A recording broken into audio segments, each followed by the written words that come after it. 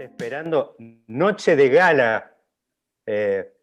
Profe, yo la verdad que te pusimos en los tweets previos maestro de maestros, porque la verdad es que muchos de los que están hoy protagonizando y digamos como docentes de economía, en realidad hoy son maestros y son tipos que has formado vos. Y la verdad es que para mí es espero que no se me caiga una lágrima esta noche. La verdad es que yo te tengo asociado a los recuerdos de mi aterrizaje acá en Buenos Aires. Yo acababa de terminar la licenciatura en Ciencia Política y una de las cosas que en ese momento tenía la posibilidad de irme a Chile a hacer un posgrado en Ciencia Política y elegí el camino de formarme en Economía.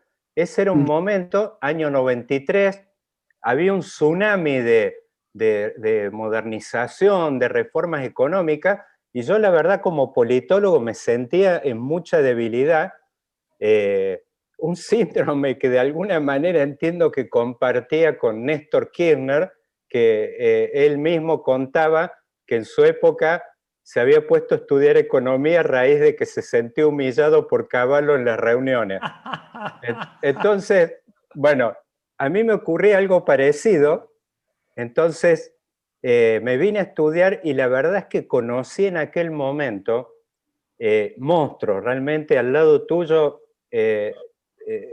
Adolfo Canitrot, bueno, Alfredo Canavese, realmente que lamenté tanto su partida prematura, Roberto Frenkel, digo, la verdad es que eso, el viejo Instituto de Itela era un Real Madrid de la época de los Galácticos. No, un Atlético Madrid, no, un Real Madrid. Atleti, perdón.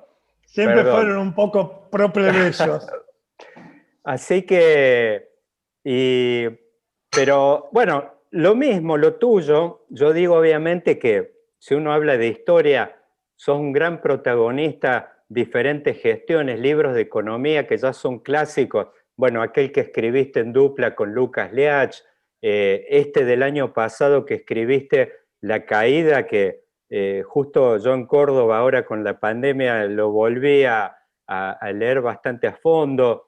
Pero digo, más allá de eso, está el tema que no solo el pasado, sino que estás protagonizando el presente con propuestas muy oportunas, inclusive que se anticiparon en cierta medida a esta movida de Cristina, ella convocando a un acuerdo, y vos estabas hablando hace tiempo, hace poco, en un articulazo en el Diplo de estos temas. Y no solo eso, sino de que entiendo que estás cocinando ahí en privado, creo que hasta ahora, lo que se llamaría un tratado de paz, digo, qué nombre.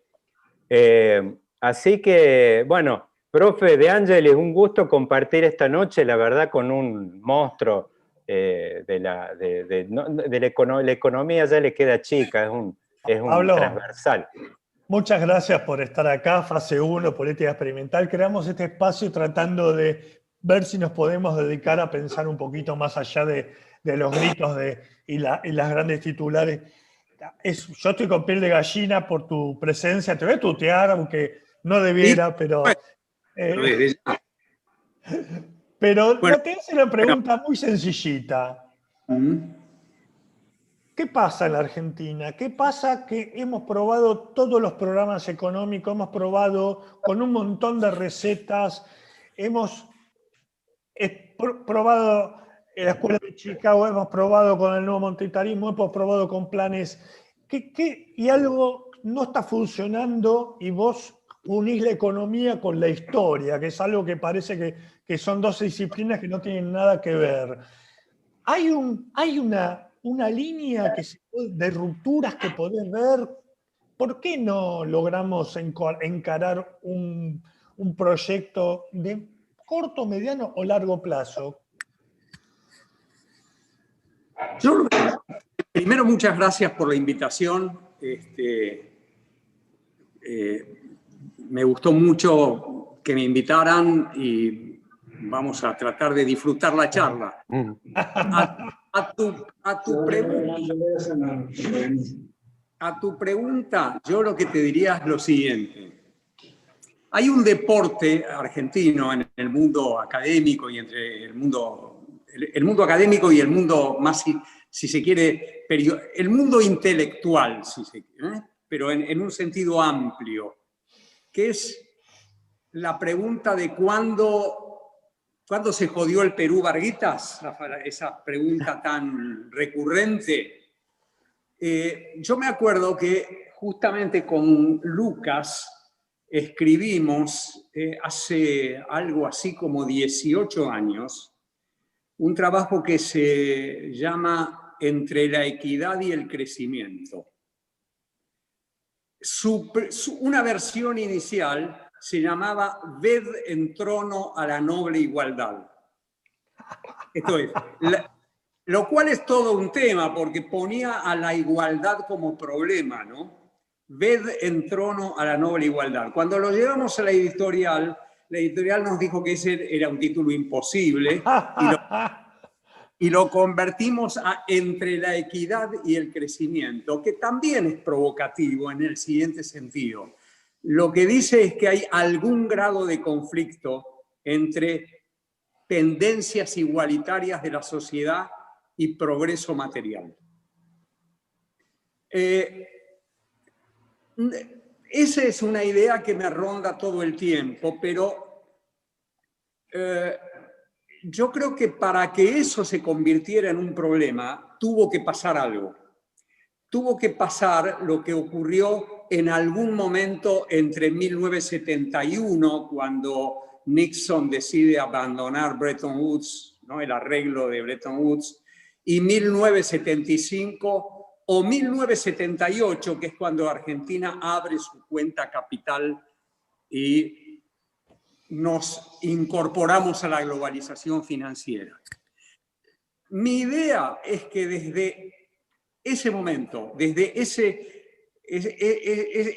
esos años, ¿no? Tipo los 70, ¿no? Los 70, quiero decir, entre el 71 y el 78, Argentina perdió un patrón de crecimiento, que era el patrón de crecimiento mercado-internista, y desde entonces no encontró otro. Esto es, la Argentina vive a la deriva, sometido a presiones encontradas entre visiones más igualitaristas y versiones más pro crecimiento o, si querés, podés llamarlas versiones desarrollistas. Si uno volviera a Juan Carlos Portantiero, podría decir que hay algo parecido a un empate hegemónico entre esas dos visiones. Es una antigüedad lo que estoy diciendo. En el medio de ese tiempo que decís está el Rodrigazo, que muchos lo indican como... Eso quiero decir, ¿no? Que claro. desde entonces, y con el Rodrigazo además es muy interesante como problema, además de ser un drama social, es muy interesante como problema porque el Rodrigazo ocurre poquito después de que se muere Perón y que el peronismo pierde un liderazgo político tan potente como el de Perón, ¿no? Entonces, el 75 es un infortunio para la Argentina, porque es un ajuste muy violento hecho por el peronismo, subrayémoslo, un ajuste hecho por el peronismo, porque quizá en algún momento esas palabras tengamos que repetirlas para el presente. Un ajuste. Fuerte. Sólo, ¿cómo te gusta tirar sal en la llaga? ¿Cómo te gusta? No, está bien, hay momentos en que hay que hacerlo, que no se trata de eso. Un ajuste, el del 75, un ajuste peronista sin liderazgo. Ahora, digamos, las tres cosas juntas. Ajuste peronista sin liderazgo. Preguntémonos al pasar si eso no es evocativo del presente. Pero se me ocurre, te pongo un poquito de pimienta. En el Rodrigazo fue una sorpresa, la gente no sabía lo que era una devaluación de esa magnitud. Por eso, ahora la gente está muy entrenada con todo, por eso, ¿no? Viste que por eso se usa mucho la palabra fogonazo para claro. hablar del episodio del 75. Ahora es notable por lo siguiente. Hubo uno anterior y no tan lejano, que es Frondizi en 1959. La primera vez que la Argentina tiene en el siglo XX una inflación mayor que el 100%, producto de un mega ajuste, la salida de la economía peronista, que eso fue Frondizi en el 59. La primera vez que Argentina sobrepasó una inflación del 100% fue con Frondizi. Y sin embargo, eso no quedó en la memoria colectiva como un momento de corte. Y creo que la razón por la que no quedó como un momento de corte fue que duró poco esa inflación. Y duró poco porque la Argentina no tenía todavía un ingrediente sociológico que sí ya tenía en el 75, que era la indexación. La indexación no es un fenómeno técnico. La indexación de la economía es un fenómeno social. Es una respuesta defensiva de los distintos sectores de la sociedad frente a un fenómeno inflacionario. Entonces, cuando después de las inflaciones de Frondizi y de los años 60 llega el rodigazo abre la puerta a un régimen, como diría Roberto Frenkel, a un régimen de alta inflación que llega hasta 1991. Todo eso yo lo encuadro dentro de esta idea. La idea de que la Argentina perdió un patrón de crecimiento, el crecimiento volcado al mercado interno y centrado en la industria, hasta 72, 73, 74, cuando querramos ponerlo.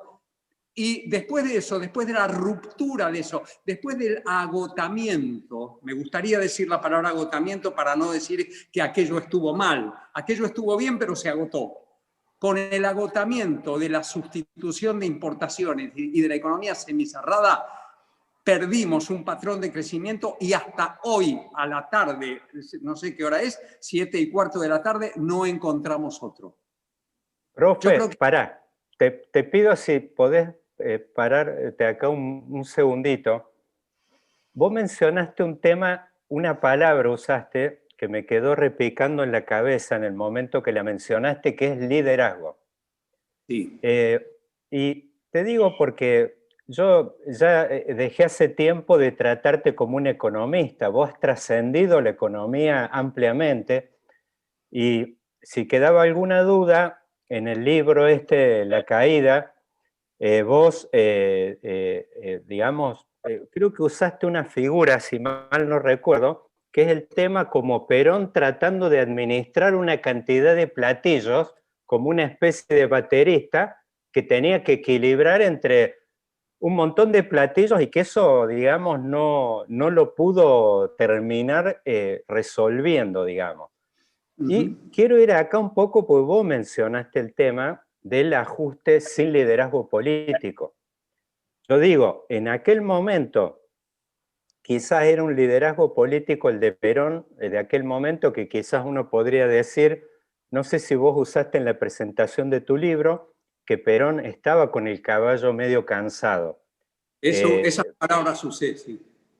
Usaste esa palabra que yo la recuerdo bien y no me sorprende porque, bueno, también hay que pensar de que, bueno, está el tema también de que había perdido a su compañera, digamos, de ruta, quizás algo parecido a lo que se da a la inversa después con Cristina y Néstor, digamos, donde había una división del trabajo que funcionaba muy bien. Y el tema del ajuste sin liderazgo. En el 75, que sería el segundo round, obviamente que también te encontrás ahí con una situación que ya no es, obviamente, sino directamente el Perón, que el caballo se le murió en ese momento. Y después, ahora yo decía el otro día que el peronismo está enfrentando una situación inédita hoy, que es esta. En el 89 y en el 2001, el peronismo llegó emergiendo del fogonazo. Y, por ejemplo, si uno piensa en el 89, en el plano político, con una interna donde se dirimió el liderazgo y no había ninguna duda, más allá de los fogonazos inflacionarios, el tema de los levantamientos militares, de que Menem era el mariscal de campo, no quedaba ninguna duda. En el 2001 estaba más compleja la cosa, porque Néstor hace pie con ese 22-23%, pero después con un proceso obviamente también complejo, pero ayudado mucho por los vientos internacionales que te tiraban para arriba, Néstor pudo hacer pie. Ahora enfrentás esta situación donde, más allá de lo que dicen esto que es para la tribuna política, de la herencia, todo, la verdad es que venimos de dos entregas de poder, tanto la del 2015 como la del 2019, relativamente tranquilas. Con problemas tenemos siempre, pero a las plazas pudieron ir, no les tiraban tomates, o sea, digo, no han sido asunciones conflictivas como la de Néstor después de 5 presidentes, no, nada que ver.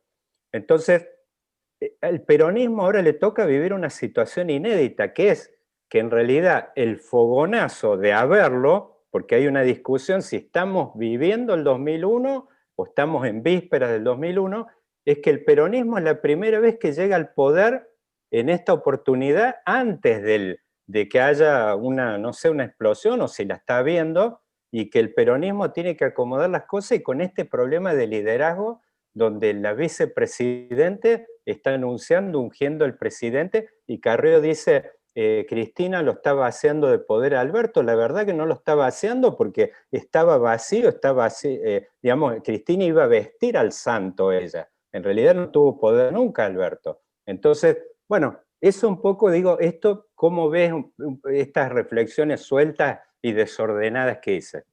No, las comparto plenamente y me gustaría en todo caso hacer énfasis en los dos casos previos que vos mencionaste, que son Menem y Néstor, para llegar luego a Alberto-Cristina o Cristina-Alberto. Lo de Menem es monumental como construcción de un poder. Quiero decir, Menem, yo lo veía, quiero decir, a mí me interesa mucho porque yo lo veía como funcionario del gobierno de Alfonsín. Digo, Menem le ganó al establishment del partido oficialista bonaerense, nada menos, que establishment encabezado por Cafiero, un Cafiero que tenía gestos políticos imitativos de Alfonsín. Era muy difícil que le fuera bien, pero la verdad que la astucia con que Menem aprovechó esa oportunidad y desde fuera del establishment del partido construyó su liderazgo es notable. Y además, nacionalmente, termina de construir su liderazgo político cuando él acaba con el problema militar. Porque es cierto que el 98% del trabajo lo hizo Alfonsín, pero el 2% del trabajo lo hizo en diciembre del 89, ¿no? En diciembre del 89 lo hizo Menem. El último metro. Efectivamente, saquémonos el sombrero, construyó un liderazgo. Digamos también, para llegar a la comparación con la actualidad, que sin embargo, para encontrar un rumbo económico o una política económica tardó 21 meses. 21 meses. Ustedes recordarán, yo lo recuerdo, que en enero del 90, febrero del 90, se hablaba incluso de que Angelós iba a entrar al gobierno. Era un delirio absoluto. Pero claro, se hablaba. Digo, había diarios que lo ponían... Sí. Claro. No digo en primera página, pero lo ponían en algún lugar, ¿no? El liderazgo de Néstor es un liderazgo muy extraordinario por otras razones, porque es un liderazgo construido en medio del completo escepticismo de la sociedad respecto a la clase política. Si uno mira al Néstor que termina ganando, Cristina ¿no? Pero no importa, porque es una elección intermedia, que terminan ganando la elección de 2005 a Chiche Duhalde y construyendo desde ahí el poder interno, Néstor, eso es a partir de ese momento y lo que sigue hasta poner de nuevo a la clase política en el centro de la escena, de nuevo, chapó. me saco el sombrero. Es notable como ejercicio de liderazgo. Y comparto con vos que, si bien yo todo el tiempo hago la siguiente observación, han pasado nada más que 10 meses del gobierno de Alberto. Yo creo que no podemos todavía construir una idea acabada de lo que va a terminar siendo el gobierno de Alberto. No lo sabemos. No, o si querés, no digamos Alberto, digamos de este experimento. El experimento de un presidente que no ejerce el liderazgo y un presidente que, sin embargo, tiene que abordar una situación económica completamente inédita, porque voy a usar una palabra de Cristina, sobre el agobio económico, la palabra la usó Cristina en su carta, sobre el agobio económico cae la pandemia. Y la pandemia ese sí es un rayo en un día de sol, ¿no?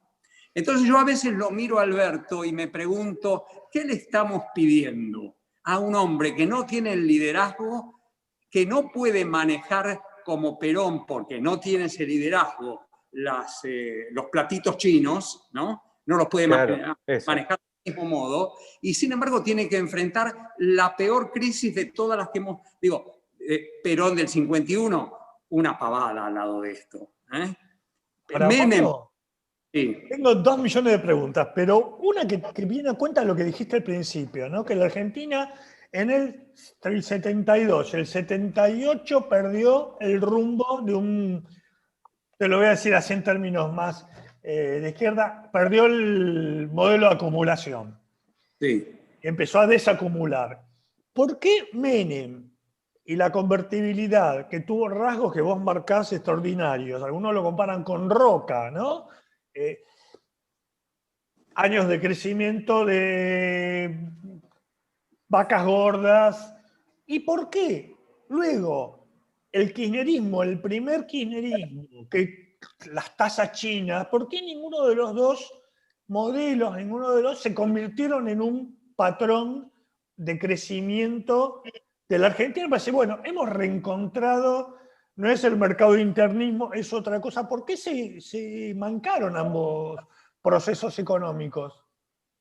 Cuando decís ambos, decís el de Menem y el de Kirchner. Menem. Los 10 años de Menem y los 10 años del kirchnerismo fueron un poco más, pero... Ahí yo te diría lo siguiente. Cuando yo digo que se perdió un patrón de crecimiento y no se encontró otro, pongo adentro del no se encontró otro la experiencia de Menem. ¿Por qué? Porque Menem es un reformista radical. Perdónenme la palabra radical, quiero decir, es un reformista hasta el extremo, ¿no? Y además es un reformista hasta el extremo porque su tradición populista lo obliga a redoblar la apuesta del reformismo de mercado. Y con toda razón. Ahora, vos fíjate lo siguiente. Si vos me preguntaras a mí, ¿qué falló en Menem? ¿Por qué Menem terminó como terminó? No terminó Menem, terminó de la Rúa, pero déjenme plantear todo ese modelo como un modelo único. Eso fracasó no por las reformas económicas que encaró Menem desde el primer día, privatizaciones, apertura económica, me olvidé el nombre, ¿cómo se llamaba su ministro de Obras Públicas? Esa maravilla. Dromi. Bueno, Roberto Dromi, las leyes de Roberto Dromi hay que volver a leerlas, porque son fundacionales de un intento, ¿no? Son la fundación de un intento de dar vuelta a la Argentina. Yo tengo una visión un poco distinta a la de mis colegas economistas, no necesariamente de mis colegas historiadores, pero sí de mis colegas economistas. Y la diferencia que yo tengo es que yo creo que el problema fue la convertibilidad, no la reforma. La convertibilidad podía durar 1 año, 2 años, 5 años, 10 años, pero en algún momento, sobre todo porque se sesgaba hacia la dolarización de los contratos cada día más, un día iba a fallar. Y si yo tengo que describir ese fracaso, lo describo del siguiente modo. la quiebra de la convertibilidad, cuando el dólar se volvió fuerte después de la crisis del sudeste asiático, arrasó con la convertibilidad y el fracaso de la convertibilidad se llevó consigo, se llevó al bebé con el agua sucia de la bañera.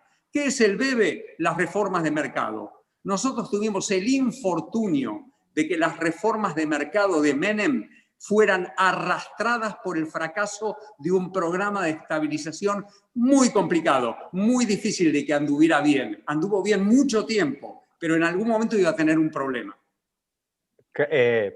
Profe, diste en un tema ahí, perdón, pues justo tuvimos un Zoom con Carlos el martes pasado, que justo con un legislador de la Ciudad de Buenos Aires del Frente de Todos, hablamos de este tema en particular, y yo justo le hice una pregunta que tenía que ver con este tema que estás planteando, Pablo, que es este trauma que le ha quedado al peronismo, de que Menem quedó como figura tóxica. Yo escribí una columna llamada del 1 a 1 al piantabotos. Quedó tóxico, nadie se quiere apropiar de las cosas que hizo, y el problema es lo que decís vos.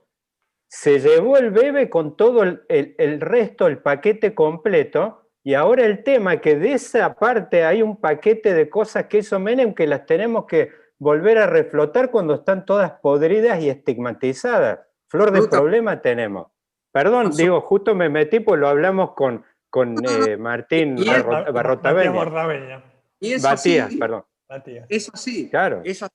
Entonces, traté de explicarte, Carlos, por qué creo que Menem termina mal. Porque realmente cuando termina en el 2001 con De la Rúa, la mayor parte de la sociedad cree que el principal responsable es Menem, y eso se ve en las elecciones de 2013, ¿no?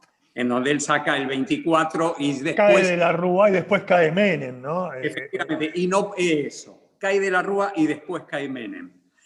Y Néstor, que fue un gran admirador de Cavallo, Qué polémicas. Qué polémicas.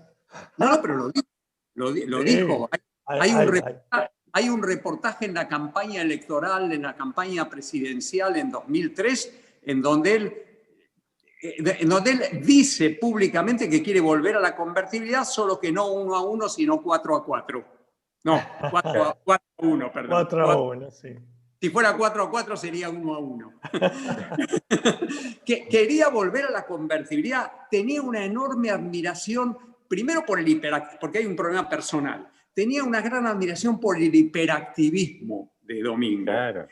Y tenía una gran admiración por su capacidad, por su iniciativa y por su imaginación. Y veía la convertibilidad como la ven como ven los programas de estabilización muchos políticos, las ven como magia, como actos de prestidigitación. Yo no estaba en el plan austral en el gobierno con Juan Zurduy, entré después al gobierno. Pero uno de los problemas que tuvo el plan austral fue que la clase política radical lo terminó percibiendo como un acto de magia. Y el acto de magia había resuelto todos los problemas. Y por lo tanto, al día siguiente se podía empezar a gastar de nuevo. Entonces, muy bueno. Cuidado con cómo se presentan los programas de estabilización. No son actos de magia, son efectivamente... Eso que se dice... Pablo, salir de la convertibilidad sin una hiper, llegó a 4 a 1, como bien decís, sin hiper, parecía un acto de magia fundacional.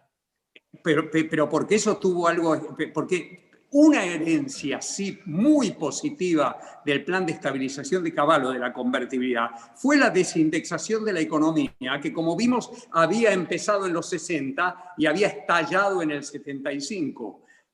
Cavallo logró desindexar la economía, porque si no es imposible que una cuadruplicación del tipo de cambio no te lleve a inflaciones más altas que el 40%, que creo que fue a donde llegó la inflación post-2001. No más, no más. Profe, perdón. ¿Vos sos consciente del problemón que tenemos nosotros encima cuando nos quedó el tema de los derechos humanos con los traumas de los 70 y después todo el tema de modernización económica con los traumas de los 90, con lo cual, si por muchos años no podemos discutir el rol de las Fuerzas Armadas porque directamente han quedado en zona tóxica, el tema, cualquier programa de reformas económicas que involucre o implique o tenga alguna agenda, yo te diría con una brisa, una pequeña aroma de modernización, cae en una zona que realmente el que resuelva esto tiene que ser, vos hablaste de prestidigitación, tiene que ser una especie de Copperfield, de Fumanchu. Realmente tenemos un problemón, profe. Pero no era Macri el que traía. Tenemos un problemón porque lo único que nos puede sacar del problema que vos estás mencionando, Daniel, es un problema todavía mayor, y es que esto estalle en una crisis. Claro. Porque las crisis son las crisis grandes, digo, devoran los problemas, digo, son una especie de tsunami que devora los problemas y te deja la cancha limpia. Digo, no nos engañemos, hay gente que quiere y espera que haya una crisis. Y por suerte Guzmán está haciendo un esfuerzo extraordinario en el siguiente sentido. Guzmán está tratando de ser al mismo tiempo Remes Lenikov y Roberto Lavagna. ¿Se puede eso? Digo, es difícil, ¿eh? Es difícil. Se pueden corregir las herencias de Macri, los desequilibrios profundos que dejó Macri, que además intentaron corregir los desequilibrios profundos que dejó Cristina. Se puede corregir los desequilibrios de la doble Nelson, Cristina, Macri, sin que la cosa estalle en el camino. Bueno, yo la verdad que no quiero estar cerca de Martín porque no sabría qué decirle, pero el intento que está haciendo me parece extraordinario, extraordinario. Ahora, este proceso político es una suerte de alianza entre Cafiero y Alfonsín y Menem. Eso en cuanto a Alberto, ¿no? A lo político, claro, el tipo de liderazgo que propone. Ahora, y sobre todo, fíjense lo siguiente, sobre todo cuando sale esa extraordinaria carta como pieza política, que fue la carta de Cristina. Yo no tengo nada que ver con el pensamiento de Cristina, creo que ustedes lo saben, pero a mí me parece que como pieza política esa carta fue notable. Y sin embargo, lo que quiero decir es que yo estoy... Perdón, profe, vos no tenés nada que ver con el pensamiento de Cristina, eso está claro, pero vos sos de los tipos que son capaces de sentarse a la mesa a la discusión y con material debajo del brazo. Digo, eso es importante. No, por supuesto, y además con respeto hacia Cristina, quiero decir. Claro. Con respeto hacia Cristina. Ahora, Cristina eligió poner como centro del problema el bimonetarismo, ¿no? Quiero hacer un punto sobre esto. Eligió poner en el centro de la escena el bimonetarismo. Quiere decir que eligió un giro. Quizá no lo eligió, quizá le salió así, porque a mí me parece que simplemente era ¿qué tema elijo para escribir mi carta? Y eligió el tema de moda en estos días, que era el tema del dólar. Y entonces dijo, el bimonetarismo es nuestro problema. No dándose cuenta probablemente que estaba adhiriendo a un discurso extraordinariamente ortodoxo en términos macroeconómicos. ¿Por qué? Porque lo que nos estaba diciendo es que para construir una nación y para tener un patrón de crecimiento, primero tenemos que resolver el problema monetario, que es exactamente lo inverso de lo que yo pienso. Si yo tuviera que decirlo como cliché, lo diría del siguiente modo. Mientras no encontremos en medio de la bruma, se despeja la bruma y encontremos un patrón de crecimiento nuevo, no vamos a resolver el problema monetario. Esto es, digo, profe, vos decís que... Vos decís que es más probable que Cristina lo haya hablado a este tema de la carta con Milei y sus amigos que con Axel. No sé si con Milei o con Broda, pero... Pongo en términos filosóficos lo que decís, porque Alberto venía diciendo no voy a devaluar, lo venía poniendo en términos negativos. Sí. Y Cristina lo dio vuelta y dijo el problema es el bimonetarismo. Y el bimonetarismo remite a convencernos a todos de apostar al peso o se viene el 100-1. Sí, no, bueno, por eso. ¿Una nueva convertibilidad? Ella es una mujer muy audaz. Es muy audaz. Y hasta diría, se lo digo a ambos, pero lo miro particularmente a Daniel, porque Daniel dijo una frase recién. Dijo, no hay lugar para el regreso de un aliento reformista en la Argentina. Yo digo, no estoy tan seguro. Quiero decir que si las cosas no van bien, si esta solución Alberto Guzmán, digamos así, queda bloqueada, yo creo que va a empezar a haber un discurso reformista que va a ser escuchado. Quiero decir, un discurso reformista de mercado que va a ser escuchado. Todavía no es escuchado, sin duda alguna, pero yo no lo descartaría. Ahora, Pablo, el proceso de Menem, vos sabés que salió después de los saqueos, del adelantamiento de las elecciones, hubo mucha gente que murió en enfrentamientos con la policía, la hiper, después el final de la Rúa, fue tremendo. ¿No podemos firmar un tratado de paz para no salir así? Porque es muy dramático todo ese... ¿Puedo decir algo entonces, ya que vos lo has traído de nuevo y antes lo había mencionado Daniel, a la idea de tratado de paz? Yo tengo la idea de tratado de paz, empecé a garabatear cosas con la idea de tratado de paz apenas subió Macri. Ajá. Esto es a fines del 2015 o muy principios de 2016. Y creo que hay un enorme malentendido sobre la idea de tratado de paz o sobre la idea de juntémonos todos en una mesa o sobre la carta de Cristina que va en esa misma dirección. Y el malentendido creo que es el siguiente. A ver, lo digo de este modo. Yo escribí sobre el tratado de paz y no creo en los tratados de paz. No hay Leviatán. Me explico. No creo en un tratado de paz si no hay un derrotado. Qué fuerte. No sé si se entiende. Quiero decir, sí, claro. a ver, lo voy a ilustrar con ejemplos para ver si me puedo hacer comprender. Dejemos por favor el pacto de la Moncloa, por piedad, sí. Dejemos el pacto de la Moncloa. Pero digamos, por ejemplo, Urquiza Mitre. Urquiza Mitre fue un tratado de paz, pero fue un tratado de paz sobre la base de la derrota de Rosas. Digo, ¿qué los unió? ¿Y qué pudo hacer que construyeran conflictivamente entre ellos un espacio común y un proyecto común, cada uno por su lado, digamos, ¿no?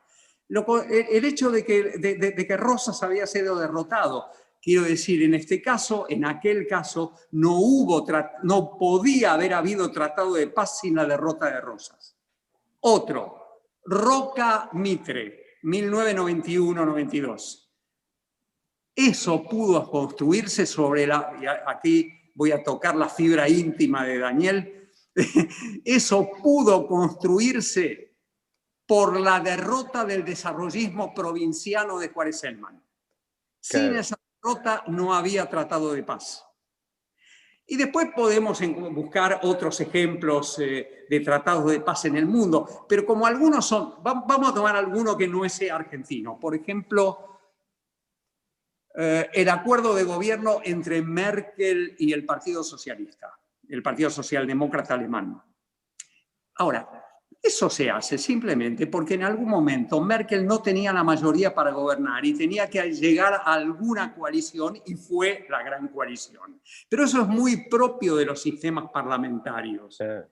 Esto no es esto en un sistema presidencialista, pensar en la clave del acuerdo Merkel Partido Socialdemócrata Alemán es imposible. Se llamó Alianza en la Argentina. Eso. Bueno, entonces, para mí la pregunta en este momento, si vamos a hablar en clave de tratado de paz, quiero que ustedes me lo contesten porque yo no sé contestarlo del todo, es quién es el derrotado.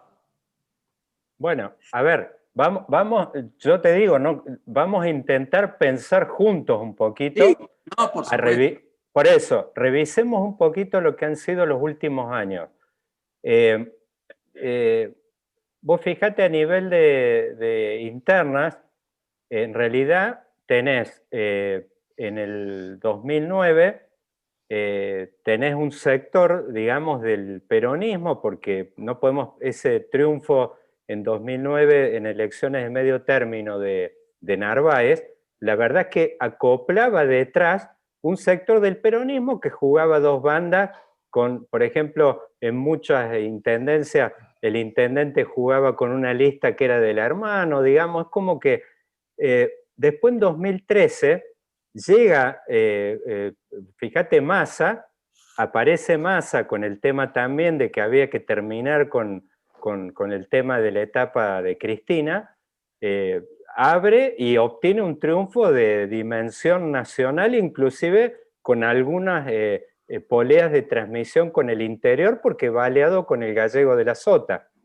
digamos. Ahí aparece como que daba la idea, inclusive hay libros, aparece Rosendo Fraga, final de ciclo, aparecen libros como que ya esto estaba archivado en el, digamos, inclusive hay reuniones secretas que ya no dejaron de ser muy secretas, que en un momento hasta casi hubo una confluencia entre Massa y Scioli en 2013, que directamente era, Scioli se abría del oficialismo y directamente quedaba archivado todo el tema del proyecto del kirchnerismo.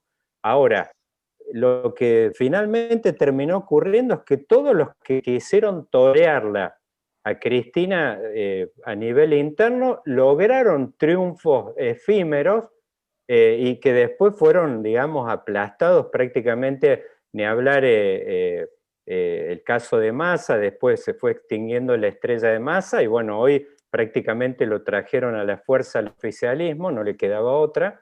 Y después la de Randazzo con un grupo de rebeldes encabezado por un tal Alberto Fernández. Alberto estuvo tratando de manejar todos los focos de rebelión.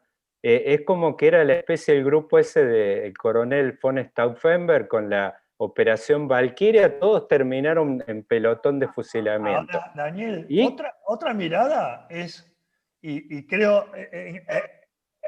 rascar todo lo que dice Pablo, otra línea que es que la derrota no sea o de Cristina o de Macri, sino sea de todos, que una mega crisis se lleve puesta al sistema político y aparezcan los que vos nombraste antes, los Carlos, los Milei.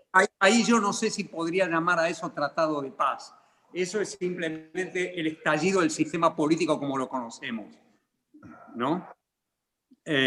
No sé si llamar a eso tratado de paz. Hay momentos en que es muy difícil saber quién pierde y por lo tanto es muy difícil construir el tratado de paz, porque la verdad que la mayor parte de las veces un tratado de paz es la maniobra envolvente del ganador sobre el perdedor. Bueno, para Pablo, parate Sí. ahí un poquito, ahí por eso le demos un eslaboncito más. Macri parecía, daba la impresión, porque Macri llega a caballo prácticamente, es la foto de Davos. Macri va con Massa a Davos en 2015. Iba a ser el enterrador del peronismo, Daniel, acordate, ¿no? Bueno, Massa era prácticamente decía, vengo, y era, es más, la promesa que tenía implícita Massa en sus movimientos era prácticamente que era traje a rayas para el kirchnerismo. Era realmente tolerancia cero con temas de corrupción, y era la foto esa de Davos, que inclusive vos fijate que hay una escisión en el bloque de legisladores, que ahí va Diego Bocio, y es el bloque de Macri que utiliza un pedazo del peronismo ese federal que le llaman, son 10 o 12 legisladores que se astillan, y daba la impresión que ese año estaba el kirchnerismo para el cachetazo, en 2016. Inclusive daba la idea que aceleraban y iban todos en cana, después de la foto esa famosa de los bolsos de López y todo eso, pero no sé qué pasó, plancharon las tropas, fue un tema de... Pero vos hablabas de tratado de paz, es como que da la idea, viste, esas batallas que no se dieron en la historia nuestra, que parece que se juntan, van a avanzar digamos, a liquidar digamos, al enemigo, y planchan las tropas por algún motivo, no avanzan, y Napoleón bueno, necesitando a los eso. ingleses. Yo agregaría en la experiencia de Macri, que me parece que es muy importante efectivamente, porque hoy se la discute mucho en la clave que ustedes están diciendo, yo agregaría no solamente el año 16, sino el triunfo electoral de octubre del 17. Digo, ahí él podría haber hecho juntar tropa peronista con pala. Y no lo hizo. ¿No hubo generosidad? ¿No hubo generosidad en la victoria? A eso voy. No, eso que yo decía recién, ese gesto envolvente al derrotado, Macri no lo hizo. Macri no lo hizo.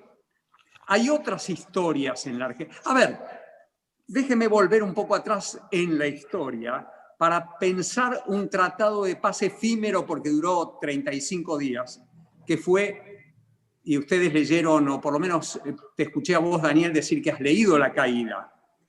Yo Sí. los invito a que vuelvan a leer el discurso de Perón del 5 de julio de 1955, cuando convoca a lo que él llama la pacificación. Y traten de contrastar, de leer ese discurso, más aquel discurso de pocos días después en que renuncia a la presidencia del Partido Justicialista, y contrástenlo con el discurso de Cristina.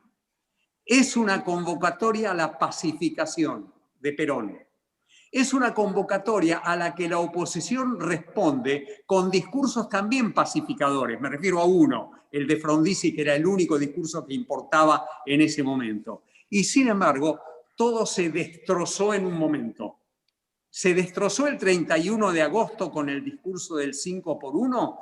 ¿O se destrozó porque era básicamente imposible que esa pacificación llegara a buen puerto? Porque de pronto era imposible. Yo me acuerdo que mi padre lo veía a Frondizi prácticamente como un traidor por el hecho de hablar con tono moderado de Perón. Y puede ser que que esa pacificación fuera o solamente gestos de astucia de las dos partes, o fueran verdaderamente gestos generosos, pero no tenían base social. No había una base social para la pacificación. Yo cuando digo, por ejemplo, tratado de paz en Twitter, recibo 75% de insultos y 25% de gente que me apoya. Sí, lo que pasa es que los Versalles sabes que duran poco, ¿no? Y crean mucha anomalía. Cristina, en un momento, cuando pierde las elecciones de 2009, llama a la oposición y demás, y queda la nada. ¿Alberto puede ser la nueva figura? ¿El Adenauer del momento? No lo sé. Yo no puedo descartar nada de Alberto porque no puedo juzgar, lo dije hace un rato, no puedo juzgar de ningún modo a un gobierno que lleva 10 meses. Sé de las dificultades, sé del hecho de que él no ejerce no tiene el liderazgo. Lo sé perfectamente, pero yo no me voy a prestar internamente, no me voy a prestar al juego de descartar a Alberto, porque Alberto a los 10 meses todavía no encontró una solución. Yo no solo me acuerdo de Menem, que tardó 21 meses, me acuerdo de Alfonsín y Greenspoon, para hablar en el terreno económico por un minuto, ¿no? Era realmente una... Pero vos sabés que Lenin manda a Trotsky a negociar con los alemanes la paz por separado, porque tenía que sostener la revolución. Y hay Trotsky dice ni paz ni guerra, y los alemanes se le meten, ¿no? Esta paz forzada, porque la paz no solo es de la derrota, o sea, del triunfador, sino evitar la derrota total. Puede haber, déjame esta, la tiro yo. ¿No había una alternativa con Rodríguez Larreta ahí de firmar una paz cuando hablaban de el homus sanitarius? Hablar de un homus económico ahí, aprovechando que estaba Ortega cerca. Yo creo que Horacio Rodríguez Larreta está viendo un tema. Está viendo un tema. Digo, lo está percibiendo. Encontró una ruta por la cual transitar. Le faltan 3 años. Digo, es muy complicado. 3 años en donde finalmente no sabemos cómo le va a ir al gobierno, ¿no? Entonces, en la fotografía de hoy, él encontró algo. Pero tenemos que ver la dinámica del peronismo. El peronismo habrá perdido vitalidad. El peronismo tiene un problema muy complicado. Yo lo pondría de este modo. Ya lo dijimos, pero déjenme decirlo en estas palabras. Este es el primer experimento de la historia en donde hay un gobierno peronista que es una coalición de peronismos. Porque ni siquiera se puede decir, de Cristina se puede decir que tiene una enorme astucia y un gran poder de liderazgo sobre su propia tropa, pero su propia tropa es una tropa finalmente minoritaria. Entonces realmente es un conjunto de tribus. Eso yo no lo vi nunca. Digo, es cierto que uno puede decir que toda experiencia peronista es una innovación y que quizá esta sea una innovación y que como todas las demás también sea exitosa.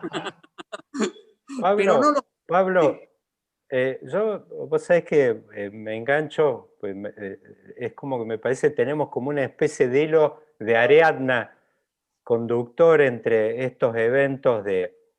Mencionaste el acuerdo de pacificación, el tema de los platillos chinos, viste que estás ahí tratando a ver cómo los podés controlar.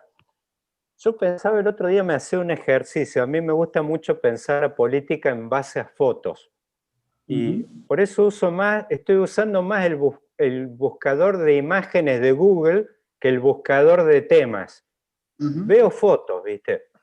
Y el otro día hacía un ejercicio que intentaba hacérmelo cuando salió este tema de acuerdo, que era, creo que hemos intercambiado alguna vez en Twitter con vos, del tema del Pacto de Olivos. Que yo digo, si diera vueltas por la cabeza el tema de, yo decía, pensar una foto de similares características. Cuando da vuelta ahí lo que mencionó Carlos recién, el nombre... El otro día ya había una puja, pero ¿a quién llamaríamos? ¿A Horacio Rodríguez Larreta? ¿A Macri?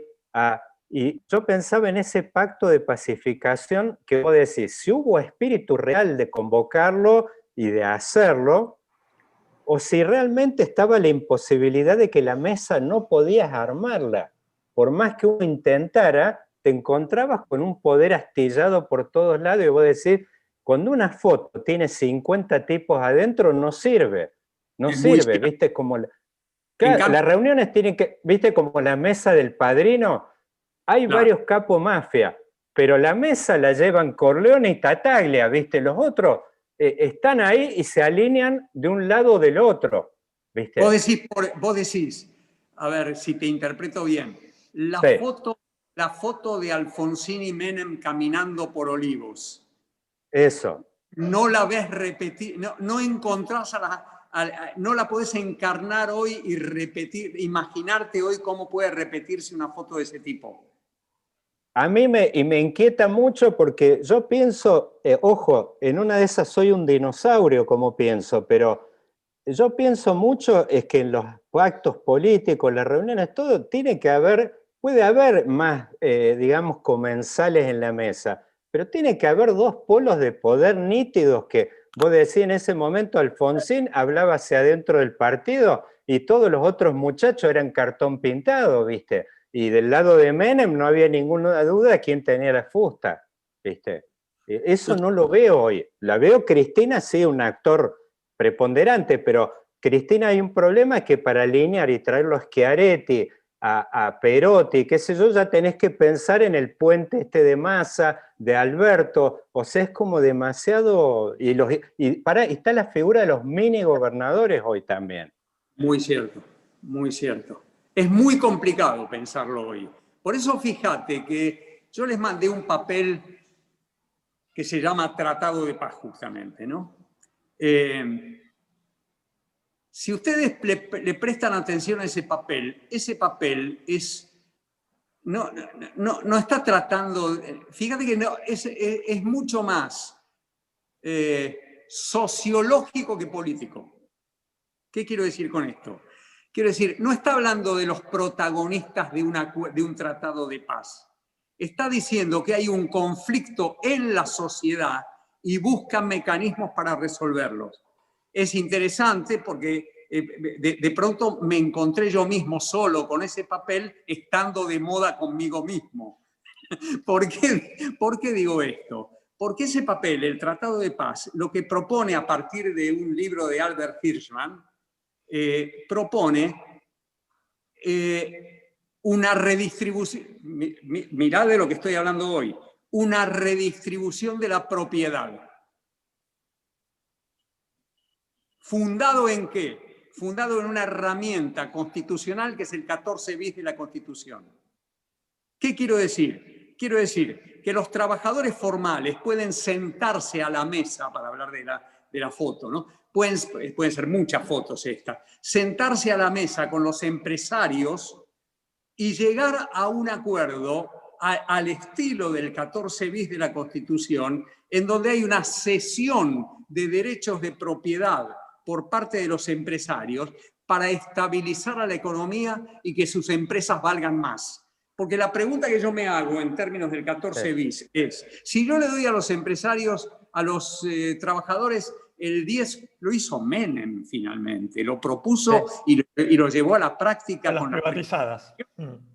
Si yo le doy a los trabajadores el 10-15% de mi participación accionaria, ¿no puede terminar ocurriendo que mis empresas valgan más y no menos? Esto es, que mi rentabilidad sea mayor y no menor. Eso es de eso habla el documento ese del Tratado de Paz. Pero como ese Tratado de Paz no puede dejar afuera a ese nuevo segmento de la sociedad, que es la informalidad pura, que es enorme, los trabajadores hoy son es un oso panda el trabajador hoy. Claro, porque uno no puede hacer una propuesta para una sociedad salarial. Ese es el punto. Claro, que yo veo en tu propuesta un nuevo Fordismo, Pablo. Un nuevo Fordismo. Carlos, déjame terminar un segundo nada más. Sí, por favor. Si incluimos a ese sector, la idea que a mí me da vuelta en la cabeza es por qué no pensamos la reforma del Estado en clave neomenemista, pero para construir un sector de propiedad social de los de abajo. Quiere decir, darles productividad a los de abajo. Digo, frente a los de abajo hay dos propuestas. La propuesta papista de ingreso ciudadano, que es la que nos trajo de Roma Grabois, o la propuesta también papista de darle trabajo a los de abajo. Pero darles trabajo quiere decir darles autonomía. Y yo digo, ¿por qué no pensamos en un 14 bis para los marginales que implique una reforma del Estado para transferirle activos a los de abajo? Modelo israelí. Ahora, hoy se clausuró una salida, ¿no? Porque frente al conflicto de Guernica, no salió Paolo Roca diciendo, muchachos, compremos esas hectáreas, dividámosla, hagamos un proyecto de ciudad marginal con alternativa. No, la propuesta era policía, Pablo. Ese tipo de ideas solamente pueden salir de un liderazgo político.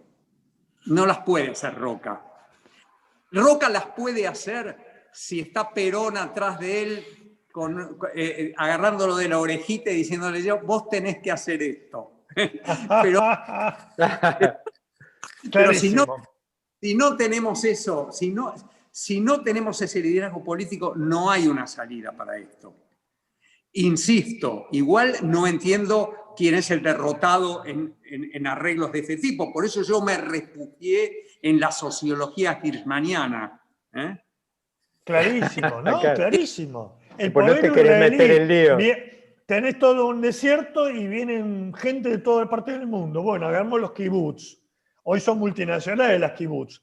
Bueno, por eso. Pero era un país que se estaba construyendo después de una Segunda Guerra Mundial, 1948, 1949. Bueno, ayer Lilita Carrió dijo que vamos a hacer la nueva Jerusalén. Fantástico, fantástico. Es un país donde no te aburrís nunca, eso seguro. No, te entiendo, Pablo, porque la verdad es esto, si te metes en la dimensión sociológica y en el Twitter ya te están puteando 70 de 100, obviamente si te metes en el tema de referir a los liderazgos políticos, no me imagino directamente, te tienen que bloquear la cuenta. Claro, porque ahí tenés que hacer nombres y los nombres dividen. Claro, claro. No, a ver, yo por lo menos lo que te digo yo, creo que a mí me da la idea que hay una oportunidad histórica. Mira, esto en definitiva Guillermo Moreno me está liberando porque yo lo contaba en algunas reuniones por ahí privadas, pero como él lo está ventilando en los medios, él me acuerdo una vez tomando un café contaba, y fue en esa época que él estaba, lo habían, digamos, como dijeron, andar al Vaticano a un tiempo que estaba, digamos, era tóxico, y él decía que habían tenido esta discusión adentro del gobierno en el momento cuando vino el 2012, que es con la escasez de Moreno, me acuerdo que usaba decía, mira, tenemos 4 motores y se apagaron 3, tenemos que ir al programa de reforma. Y por supuesto, Cristina lo sacaba volando de la oficina y decía, no, para hacer esas cosas está Macri. Esto 3 años antes que llegara Macri, entonces era la profecía autocumplida. Por supuesto, sí. Lo veo a Moreno hoy en los medios planteando estos asuntos y realmente a mí me da la idea que si Cristina, esa discusión, ella realmente hizo algún tipo de revisión conceptual respecto a estos asuntos, me da la idea de que a mí por lo menos todavía tengo una esperanza alrededor de que esto se pueda armar ese como minotauro que hablabas vos, ese mezclado que está tirándole la oreja, digamos, Cristina de atrás a alguien que encare un proceso de modernización. Me da la idea que esta ventana la vamos a tener abierta y más al paso galopante de esta pandemia. Si no nos avivamos y actuamos rápido, esto vuela todo, digo, no es alarmista, sino de simplemente lo estamos viendo, digo, esto de Guernica y otras, hay muchas otras, los intendentes hoy atribuyéndose límites, hay un despelote muy grande, no podés mover el transporte, pues viene ahora el segundo capítulo, que es el tema de que te vienen los colectivos y te dicen, flaco, ¿cómo puedo yo usar un ómnibus con distanciamiento y 10 pasajeros adentro? No tengo viabilidad. Viene un problema muy complejo acá. Entonces, a mí me da la idea que Cristina, ya te digo, esta oportunidad la vamos a tener abierta muy poco y después vamos a tener que esperar, si no, a caballo del incendio. Ese es el punto. Por eso, un viraje de Cristina que haga del tándem Cristina-Alberto el motor de un proceso de modernización probablemente sea una fantasía, pero si no es una fantasía, es un cambio en el mapa político y en la agenda argentina muy grande, muy grande. En eso estoy totalmente de acuerdo con vos, ¿no?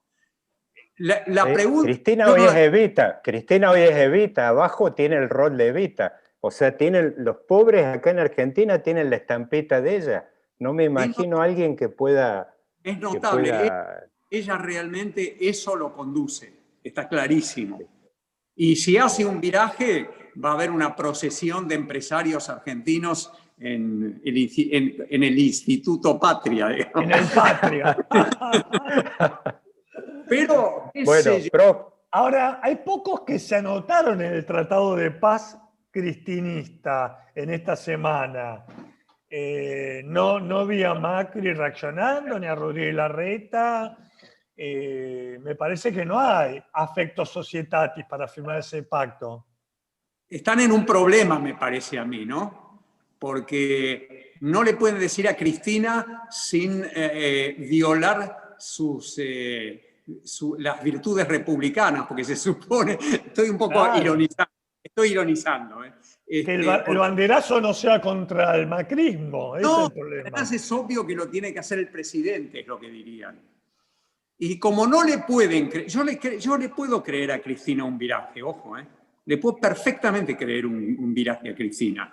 Ahora, dentro de Juntos por el Cambio debe haber el 1% que le cree un viraje a Cristina. Claro, es un tema ese. Es una líder política, alguien que pudo hacer lo que hizo, nombrando... Bueno, Pablo, yo tengo, ya te dije, como buen dinosaurio, extraño la bipolaridad Estados Unidos-Rusia, y en el plano local extraño el bipartidismo con los radicales, porque te digo la verdad, yo creo que teníamos en esa época puentes, yo hablando de, digamos, como, no sé llamarle este peronismo republicano racional que le llaman, la verdad es que me parece que teníamos mejores entendimientos con la dirigencia radical, y me parece que hoy sí tenemos una piedra en el zapato de que me parece de la otra vera del río,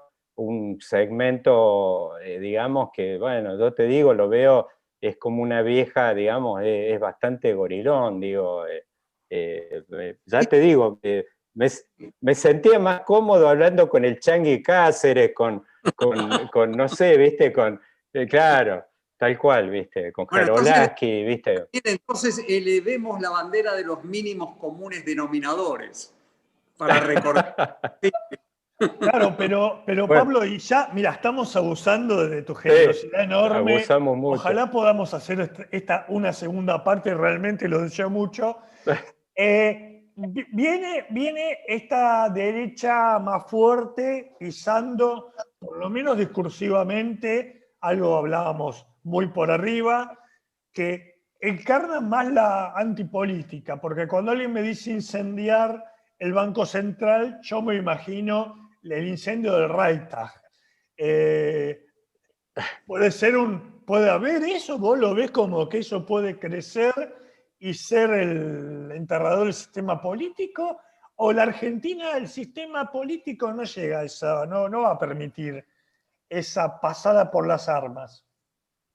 Mi respuesta totalmente provisoria y balbuceante, primero es no sé, pero si tuviera que arriesgar algo, yo todavía diría que le veo a la política argentina, a la política tradicional argentina, y tradicional quiere decir la que va desde Cristina hasta Macri, todavía le veo alguna fuerza,